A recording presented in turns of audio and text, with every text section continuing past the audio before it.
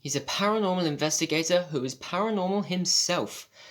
Hey guys, today I'll give you the comic book origins of Hellboy.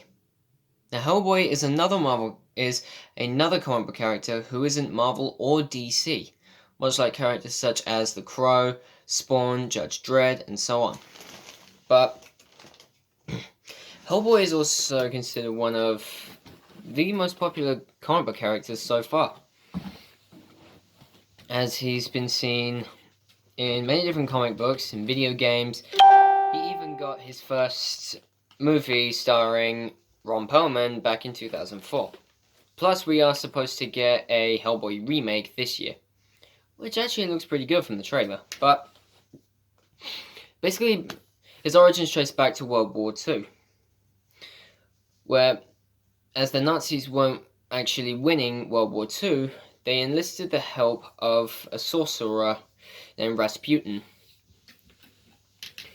who could shift the balance of power between the Nazis and the English in World War II. Basically, he said that he would perform a ritual and cast a spell in a sacred land, and he would be under the eyes of the paranormal experts the Nazis had. When the Allied forces got wind of this, they sent their own paranormal investigators out there as well. They took cover in a church with their own psychic medium there for guidance. But the medium told them to wait there, as something would soon happen. Meanwhile, back with the Nazis, Rasputin had begun his ritual and had conjured up a lightning storm, and while the Nazis didn't see that anything had happened, it turns out that there was an explosion at the church that the Allied forces had been hiding in. In front of a blaze that had taken place at the church stood a small red devil that a professor there had decided to name Hellboy. With this, he adopted the demon and became his father, his human father.